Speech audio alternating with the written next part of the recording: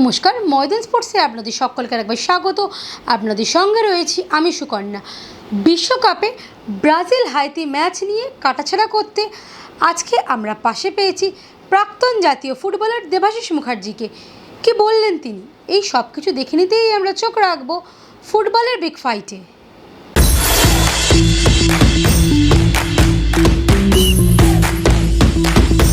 ময়দান স্পোর্টসে আজকে আমরা আলোচনা করতে চলে এসেছি ব্রাজিল হাইতি ম্যাচ নিয়ে, এবং ব্রাজিল হাইতি ম্যাচের ফলাফল তো আপনারা জেনে গেছেন। তবে সাম্বা ম্যাজিক কি দেখতে পাওয়া গেল, ফিরল সাম্বা ম্যাজিক? এই নিয়ে আলোচনা করতে আজকে পাশে পেয়েছি প্রখ্যাত ফুটবলার দেবাশিস মুখার্জিকে। দেবাশিসদা, প্রথমেই আপনাকে স্বাগত ময়দান স্পোর্টসে। প্রথম প্রশ্ন যেটা রাখবো সেটা হচ্ছে যে সাম্বা ম্যাজিক দেখতে পেলেন ব্রাজিল প্রথম ম্যাচে যেরকম ড্র করার পরে? একদমই নয়। লাস্ট 2018 বলো 2022 কোনোটাতেই ব্রাজিলের যে সাম্বা ফুটবল সেটা কিন্তু দীর্ঘদিন, মানে 2014-তে প্রথম দিকে কিছুটা ছিল, তারপরে সেমিফাইনালে 7 গোলে জার্মানির কাছে হারার পর তারপর থেকে কিন্তু সেই একই অবস্থা চলছে। মানে আমরা যেটা অভ্যস্ত ব্রাজিলের খেলা দেখে সেই খেলাটা কিন্তু কোনো সময় দেখতে পাচ্ছি না। পাসিং গেম, একটা কম্প্যাক্টনেস থাকে, কোনোটাই নেই। এবার তো ফার্স্ট ম্যাচটা এগেনস্ট মরক্কো একটা বেটার ফুটবল হয়েছিল, মরক্কো বেটার খেলেছিল, ব্রাজিল খারাপ খেলেনি, ওপেনিং করতে পারিনি, কিন্তু পাসিং ফুটবলটা খারাপ খুব একটা হয়নি। আজকে হাইতি ছিল, হাইতি একদমই ভালো সাইড না। তো ফার্স্ট হাফে 3 গোল, তারপরে সেকেন্ড হাফ আর কিছুই নেই।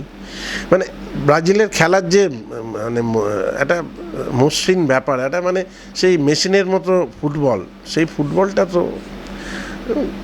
এখনও পাচ্ছি না। মানে ব্রাজিল এবারে বেশি দূর যাওয়া ব্রাজিলের পক্ষে এই খেলা নিয়ে মুশকিল আছে। ব্রাজিল পরের ম্যাচটাই স্কটল্যান্ডের বিরুদ্ধে, এবং মানে গ্রুপ লিগের লাস্ট ম্যাচ। যেরকম আমরা আর্জেন্টিনাকে দেখেছি যে মেসি যেভাবে শুরু করেছে, ব্রাজিলে কি সেইরকম ধরনের, মানে যেহেতু নেইমার নেই সেহেতু পুরো দলটাই একদম মানে পুরো আনসেলেত্তির, শুধুমাত্র এখন মানে ওই চাপটা বেড়ে গেছে আনসেলেত্তির। দেখো, কোচের তো ডেফিনেটলি চাপ বাড়বে, কিন্তু কোচ তো পালিয়ে গেলে হবে না। সে টিমটাকে তৈরি করে, ব্রাজিলে যথেষ্ট কোয়ালিটি আছে প্লেয়ারদের, ওদের ইনবর্ন ট্যালেন্ট ব্রাজিলের প্লেয়ারদের। কিন্তু এখন এই লাস্ট 10-12 বছর একটা অদ্ভুত ধরনের একটা গ্যাপ চলছে। মানে আগে যে সেট আপটা ছিল সেই সেট আপটা এখন পাওয়া যাচ্ছে না। এখন নেমার তো 2014-তেও ছিল, ইনজুরি হয়ে গেল, 18 ছিল, 22 ছিল, সেইভাবে কি খেলতে পেরেছে? নেমার এলেকে সেইভাবে খেলতে পারবে আমার সন্দেহ আছে, কারণ নেমার একটু ফাইন ফুটবল খেলে, একটু ফ্যান্সি ফুটবল খেলে।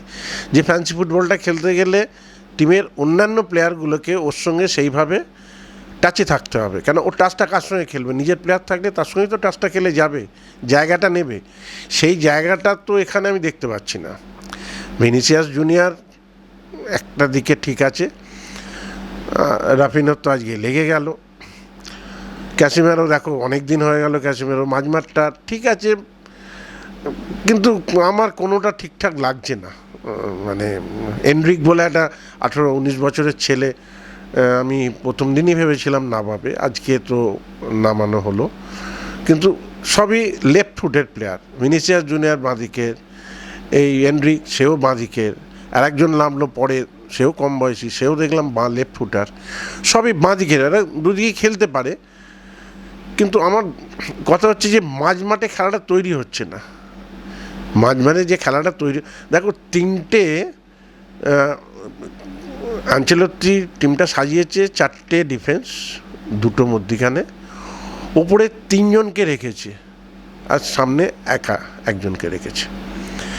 এখন আমি জানি না এই সিস্টেমটা কিভাবে কি করবে। মাঝমাঠকে যদি 3-2-5 হয়ে মাঝমাঠকে যদি কন্ট্রোল না করতে পারে, তাহলে কিন্তু ম্যাচ বার করতে পারবে না। একটা স্ট্রাইকার কখনো ম্যাচ বার করতে পারে না। মাঝমাঠ খেলে তাকে জায়গা করে দিলে, স্কিম করলে সেখান থেকে একটা মুভমেন্ট করে হবে, কিন্তু সেই মুভমেন্টটা হচ্ছে না। এবং এই মুভমেন্টটা হচ্ছে না।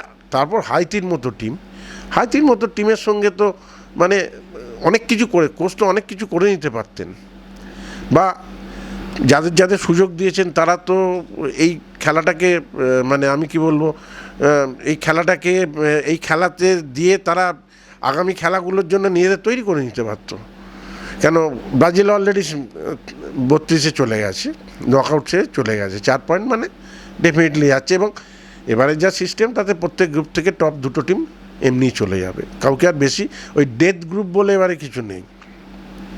আর প্রত্যেক গ্রুপেই যা টিম আছে 2টো করে বেস্ট টিম চলে যাবে। এবার তারপরেও আরও চান্স থাকছে, 8টা বেস্ট থার্ড যাবে, সে 12টা গ্রুপের 8টা বেস্ট থার্ড দেখানোর চান্স থাকে। সুতরাং সেটা নিয়ে কথা হচ্ছে যে এই নকআউট স্টেজে গিয়ে কী অবস্থা হবে এবং কী টিম পড়বে তার উপর ডিপেন্ড করছে। এবং গ্রুপ চ্যাম্পিয়ন হয়ে যেতে পারলে একটু লুজ টিম পেলেও পেতে পারে।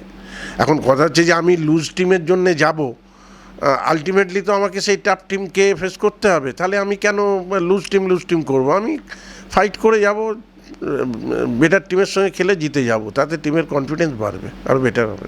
রাফিনোর হ্যামস্ট্রিংয়ে লেগে যাওয়া, রাফিনোকেও পরের ম্যাচে পাওয়া যাবে কি না? নেইমার ধরে নেওয়া হচ্ছে যে হয়তো এই গ্রুপ লিগেতে নেইমারকে পাওয়া যাবে না। কতটা মানে এটা কি ব্রাজিলের মতো দলের ক্ষেত্রে, আমরা বলি যে ব্রাজিল আর্জেন্টিনার মতো দলে সবাই এক একজন এক একটা মেসি, এক একটা রোনাল্ডো, এক একটা নেইমার, সেক্ষেত্রে এই সব দলের ক্ষেত্রে কি এইগুলো কোনো ফ্যাক্টর হয়ে দাঁড়ায়? না, এই সব দলে মানে দেখো, মেসি একা টিমটাকে নিয়ে যাচ্ছে এটা বলা যাবে না, কেন মেসির সঙ্গে বাকি 9জন সমান তালে খেলছে। এরা মেসিকে গার্ড করছে, সাপোর্ট করছে, তারা যাচ্ছে, মেসি আটকে গেলে তারা যাচ্ছে। এটা টিম গেম, এটা একজন নিয়ে। হ্যাঁ, মারাদোনার মতো 86 ওয়ার্ল্ড কাপে মারাদোনা অলমোস্ট একার কাঁধে নিয়ে গেছিলো, হাফ গ্রাউন্ড থেকে বল ধরে গোল করেছিল। সেটা তো আর হবে না সব সময়, আর সেই কোয়ালিটির প্লেয়ার এখন নেই। এখন খেলার সিস্টেম পাল্টে গেছে, তখন এক ধরনের খেলার সিস্টেম ছিল, এখন মারাদোনা এলে এই সিস্টেমের সঙ্গে কতটা সাকসেস পেত সেটা তর্কের ব্যাপার। ন্যাচারালি এদেরকে টেনে এনে লাভ নেই। ওই সময় মারাদোনা সেরা ছিল, এই সময় মেসি সেরা। এবার এই মেসি একা ফুটবল পারবে না, কেন মেসি আস্তে আস্তে মেসি 39। এবার 39-এতে আমরা নিশ্চয়ই এক্সপেক্ট করবো না, সারা জীবন এত ফুটবল খেলেছে এরা যে দারুণভাবে লেবার দেবে, সব জায়গায় যাবে, এটা এক্সপেক্ট করা উচিত নয়। কিন্তু একটা টিমকে কীভাবে গাইড করে নিয়ে যেতে হয়, এটা Messi, Ronaldo, to some extent Neymar বলতে পারি, বা ইংল্যান্ডের হ্যারি কেন আছে, এরা বহুদিন ধরে খেলছে, এদের টিমের মধ্যে একটা ইনভলভমেন্ট আছে, এদের সঙ্গে টিমের আদার্সদের একটা রিলেশান আছে। তো ন্যাচারালি এদের থাকাটা ভীষণ ভাইটাল ব্যাপার। আমি বলছি না নেইমার থাকলে বিরাট কিছু হবে, কিন্তু নেইমার থাকার দরকার টিমটা। এবার নেইমার থাকলে যে টিম কি হবে সেটা আমরা কিন্তু এখনও দেখিনি, কারণ নেইমার লাস্ট ফ্রেন্ডলি ম্যাচও খেলেনি, লাস্ট কোয়ালিফাইং ম্যাচগুলো খেলেনি ইনজুরির জন্যে। ওকে আনচেলত্তি এনেছেন একটা টিমে রাখলে টিমের একটা মোটিভেশন হয় প্লেয়ারদের, এই কারণে উনি এনেছেন। আর খেলতে পারলে তো এক্সট্রা পাও না। আমি চাইছি নেইমার টিমে খেলুক, তাতে হয়তো অন্য প্লেয়াররা উদ্বুদ্ধ হতে পারে, মোটিভেটেড হতে পারে, আরও বেটার ফুটবল হবে। তবে ইনজুরি থাকবেই, প্লেয়ার ব্রাজিল টিমে প্রচুর আছে, ইনজুরি থাকবে। সাবস্টিটিউট যারা আছে সবই 19-20, কেউ বিরাট ডিফারেন্স কারোর সঙ্গে কারণ নেই। তো যে আসবে সেই খেলবে, কিন্তু টোটাল ব্যাপারটা হচ্ছে যে টিমটা খেলছে কিভাবে। টিমটাকে আমরা যে 2টো ম্যাচ হয়ে গেল, সেই ম্যাচ দুটো দেখে কি আমরা মানে মনের বা চোখের শান্তি হলো না, যেটা চাইছিলাম সেটা পেলাম না। তুমি আজকে 3 গোল ফার্স্ট হাফে হয়ে গেছে, তুমি সেকেন্ড হাফে যারা নেমেছে 5টা চেঞ্জ হয়েছে, তারা তো 3টা 6 করতে পারত, কনফিডেন্সটা বাড়তো, টিমের ওপরে একটা আলাদা প্রেশারটা সরে যেত, টিম আরও ফ্রি জায়গায় চলে যেত। যে না 6 গোল, যেমন জার্মানি 7 গোল দিয়েছে, কানাডা 6 গোল দিয়েছে।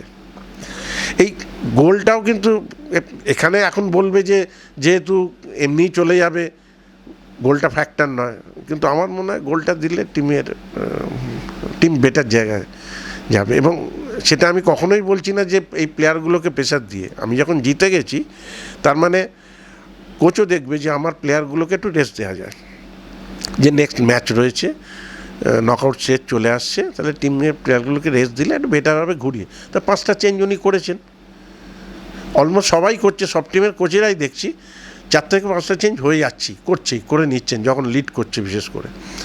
তো এবার আমার কথা হচ্ছে যারা পরে আসছে তাদের কাছ থেকে কেন সেই খেলাটা আমরা পাবো না?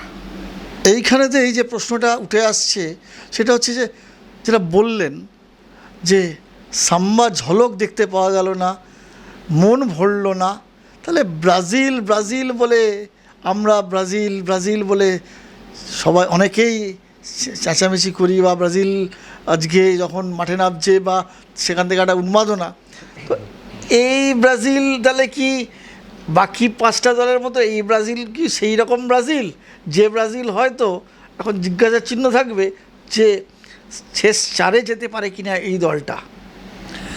না, ব্রাজিল দেখো, ব্রাজিল আগে যে ফুটবল খেলতো আমরা যে সময় দেখে এসেছি, তোমার 70, 74, 78, 82, আরও 2002-এ চ্যাম্পিয়ন হয়েছিল।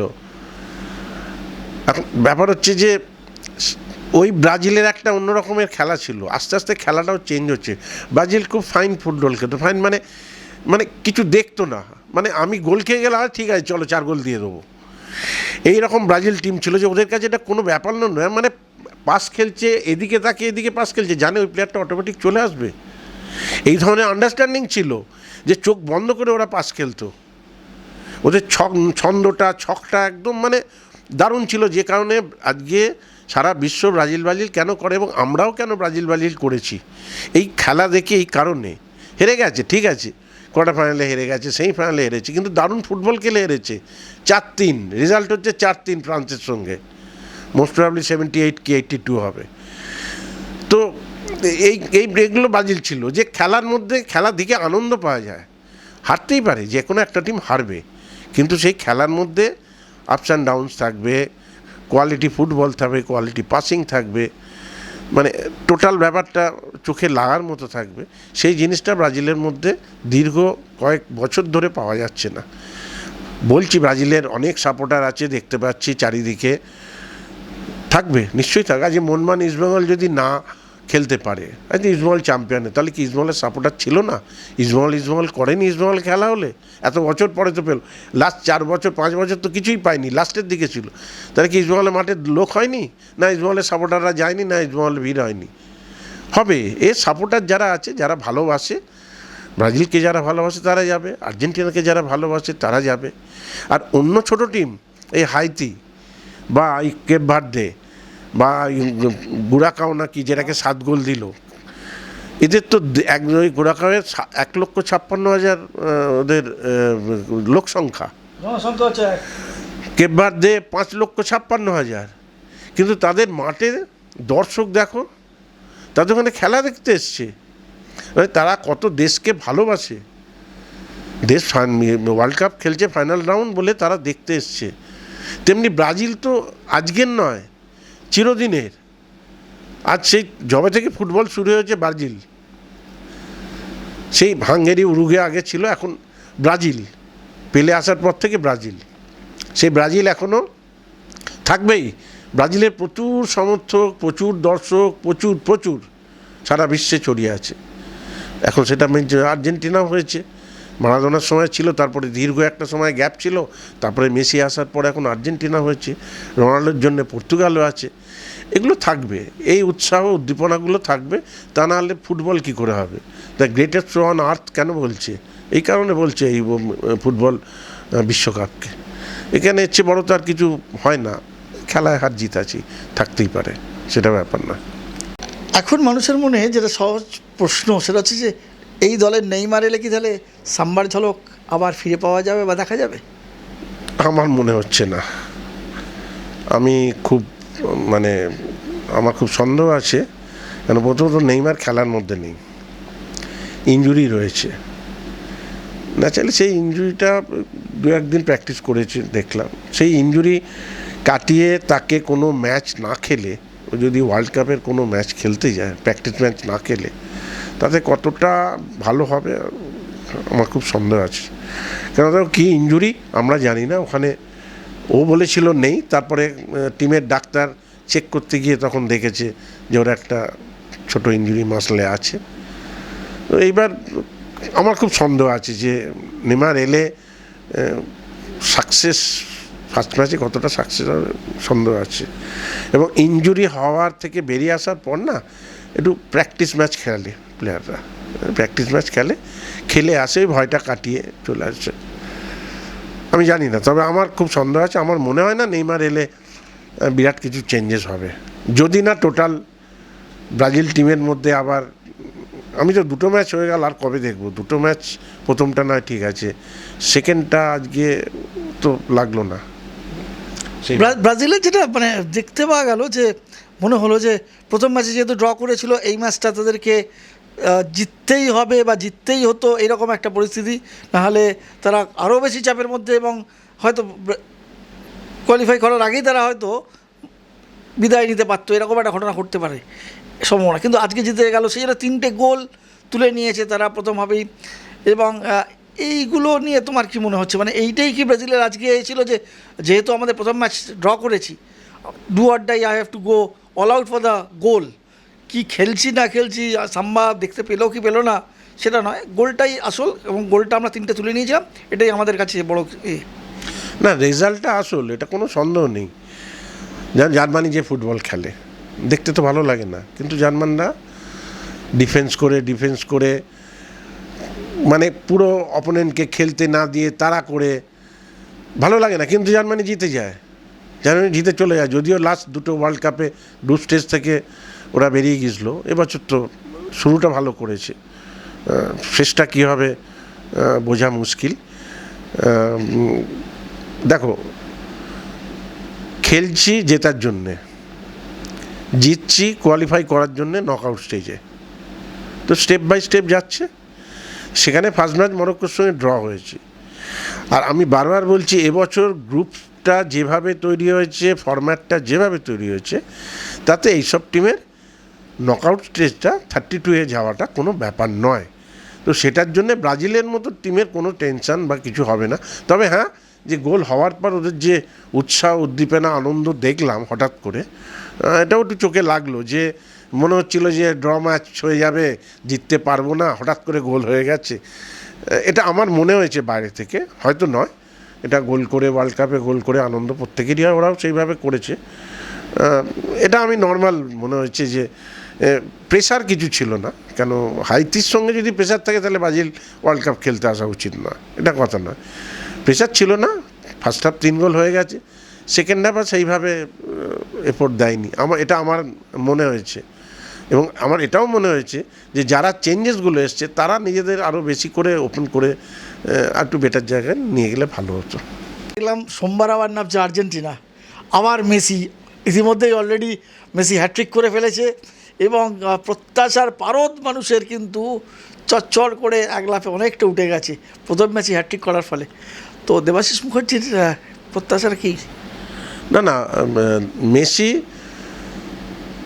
খুব ভালো জায়গায় আছে, মেসি হ্যাট্রিক করেছে, প্রথম দুটো গোল আমি তো বলবো গোলকিপারের উপহার, জিদানের উপহার, লুকা জিদানের উপহার, সেটা কথা নয়। মেসি যে শটটা রেখেছে এটাও বড় ব্যাপার, সেকেন্ড গোলটা গোলকিপারের বেরিয়ে গেছে, মেসি যে ফলো করেছে, এতগুলো ফরওয়ার্ড ছিল তার মধ্যে মেসিই কিন্তু ফলো করেছে, সেটাও বড় ব্যাপার। আর থার্ড গোলটা তো নেই, মানে এর মধ্যেই আসে না, কেননা দুর্ধর্ষ গোল করেছে, 3টে গোল করেছে, কিন্তু মেসির থেকে অনেক বল স্ন্যাচ হয়েছে, মেসির মিস পাস হয়েছে, মেসির থেকে ট্যাকেল করে নিয়েছে, এরকম ঘটনা অনেকবার ঘটেছে। কিন্তু যেহেতু মেসি হ্যাট্রিক করেছে, মানে মেসি সব ভালো হয়ে গেছে। এটা আমি অন্তত ওইভাবে দেখি না, যে তুমি টেকনিক্যালি দেখতে গেলে সব দিকগুলো তোমায় দেখতে হবে। যে আমরা যেমন গোলকিপাররা বলি, গোলকিপার গোল খেলেও সবসময় দোষ দেওয়া যায় না, আমরা দেখি গোলকিপার কত কম ভুল করছে, যে যত কম ভুল করবে সে তত ভালো গোলকিপার হবে। তো তেমনি এখানে মেসি ঠিক আছে, হ্যাট্রিকের পর তুলে নিয়েছে, মেসি একটা ফ্যাক্টর, কেন মেসির সঙ্গে 2-3 করে অপোনেন্টের ডিফেন্ডার থাকে, মেসিকে মার্ক করতে গিয়ে অন্যরা জায়গা পেয়ে যায়, যেমন আলভারের জায়গা পেয়ে যাচ্ছে, লাউতারা মার্টিনের জায়গা পেয়ে যাচ্ছে, এদিক থেকে ডিপল খুব ভালো উঠে যাচ্ছে, ম্যাক আলিস্টার মাঝমাঠ থেকে শ্যুটটা তো ম্যাক আলিস্টার করেছিল, যেটা হাত থেকে বেরিয়ে গেছিলো। তো এই মেসির সাপোর্টটা অনেক ভালো মেসির সাপোর্টটা, এবং সেটাকে মেসি কাজে লাগাচ্ছে। এবং মেসি মাঝে মাঝে যেসব থ্রুগুলো বাড়াচ্ছে এক্সেপশনাল, মানে এগুলো আমরা তো মেসির অনেক দেখেছি, এইগুলো এটা ঠিক আছে, একটা মেসি থাকা মানে একটা টিম অন্য জায়গায়, আর বাকি 10 জনের মানে মোটিভেশনটা এখন টপ লেভেলে চলে যায় এবং ওরা সেটা ফিল করে, বাকি প্লেয়াররা ফিল করে যে, এবং কোচও বারবারই বলছে যে মেসি আমার যা করে দিচ্ছে তাতে মানে আমাকে আলাদা করে ভাবতে হচ্ছে না, কেন ওই পুরো দায়িত্ব নিয়ে পুরো ব্যাপারটা মেসি ওপর হয়ে গেছে। মেসি ওপর এত বেশি ডিপেন্ডেন্ট, মানে আমি বলবো ডিপেন্ডেন্ট বলে অন্যরা দাঁড়িয়ে থাকছে তা নয়, কিন্তু অন্যরা কিন্তু চেষ্টা করে যাচ্ছে, অন্যরা সাপোর্ট করছে। অনেক সময় হয় কি যে একজনের ওপর ডিপেন্ড করে থাকে, সে গোল পেলো না তো খেলা শেষ হয়ে গেল। এখানে তা হবে না, এখানে যেদিন মেসি গোল পাবে না দেখবে অন্যরা গোল করে যাবে, এবং সেটা লাস্ট ওয়ার্ল্ড কাপে চ্যাম্পিয়ন হয়েছে এই কারণেই যে একা কেউ কোনোদিন নিয়ে যেতে পারবে না। মেসি বেটার, কোনো সন্দেহ নেই, এটাই লাস্ট ওয়ার্ল্ড কাপ মেসির। এরপরে আমার মনে হয় মেসি আর খেলবে না, এটা আমার মনে হয়েছে, কেন অনেক দিন হয়ে গেল। এরপরে আর যেটা বারবারই বলে, এদের তো নতুন করে পাওয়ার কিছু নেই, ওয়ার্ল্ড কাপটা বাকি ছিল সেটা হয়ে গেছে, বাকি ব্যালন ডি'র থেকে আরম্ভ করে যা যা জেতা সব হয়ে গেছে। এখন শুধু ভালোবাসে, ভালো লাগে, আনন্দ পায়, এই জন্য খেলে। এটা যেদিন পাবে না সেদিনই ছেড়ে দেবে, এবং সেটা খুব তাড়াতাড়ি মনে হবে। আরেকজন যাকে নিয়ে খুব চর্চা, যে রোনাল্ডো নিষ্প্রভ ছিল বলেই বলা হচ্ছে পর্তুগাল আটকে গেল তাদের প্রথম ম্যাচে।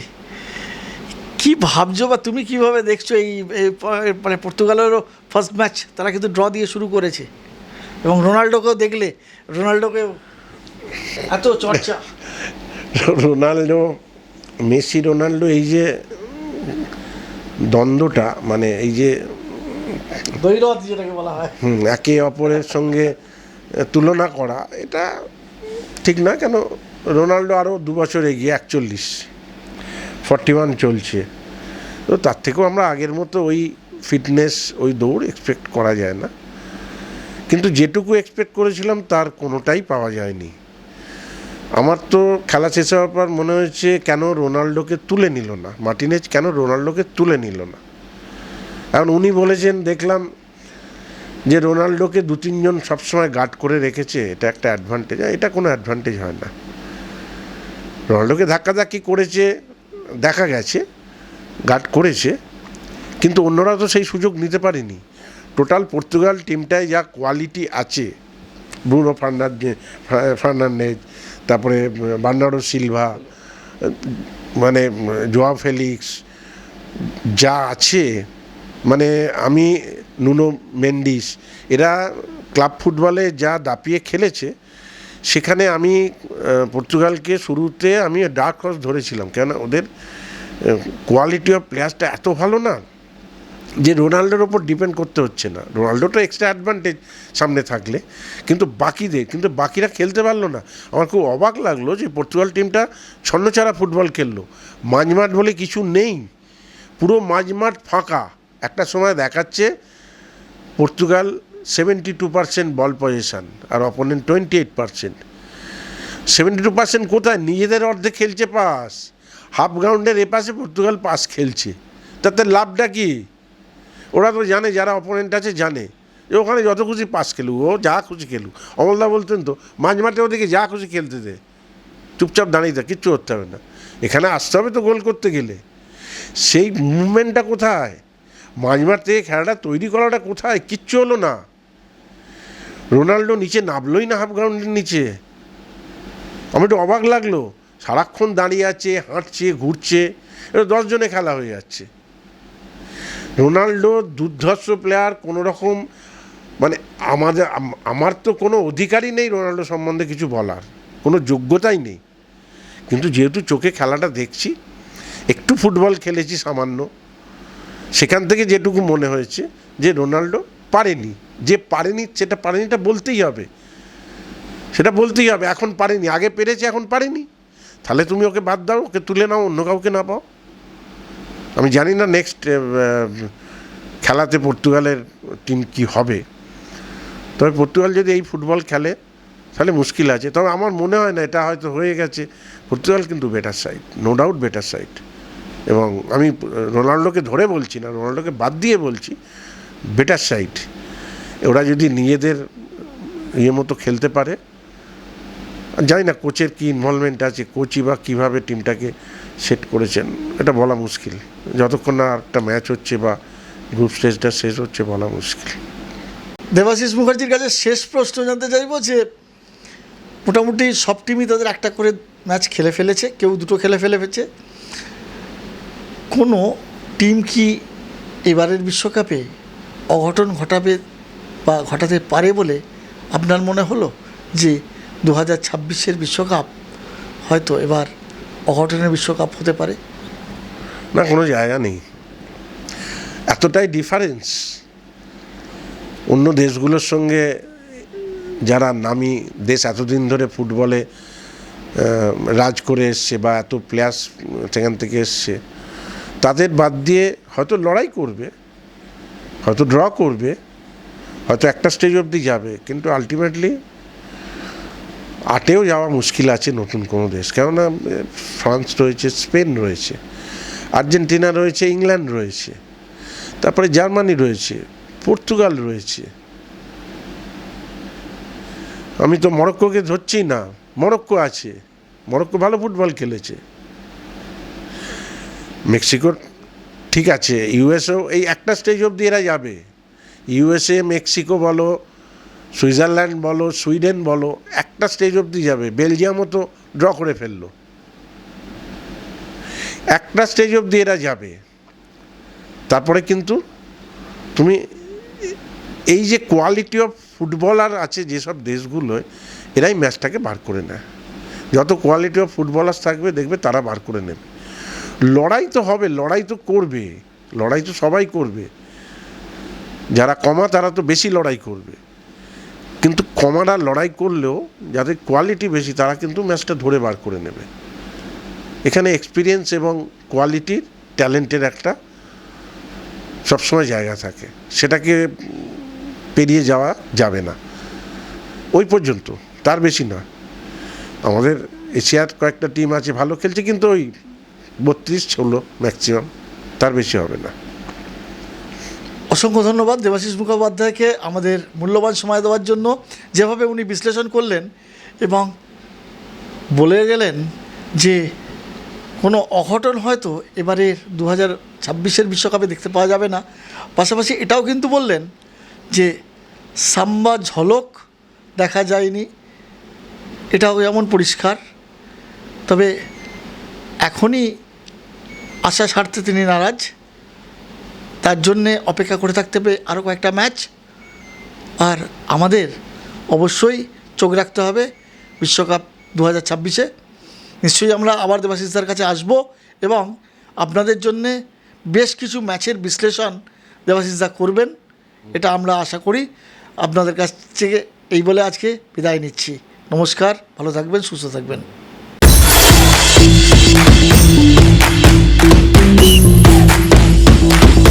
ভিডিওটা ভালো লাগলে লাইক করুন, শেয়ার করুন, আপনাদের মতামত কমেন্ট করে জানান, চ্যানেলটাকে সাবস্ক্রাইব করুন এবং পাশে থাকা বেল আইকনটাকে প্রেস করে দিন। দেখা হবে আবার পরের ভিডিওয়ে।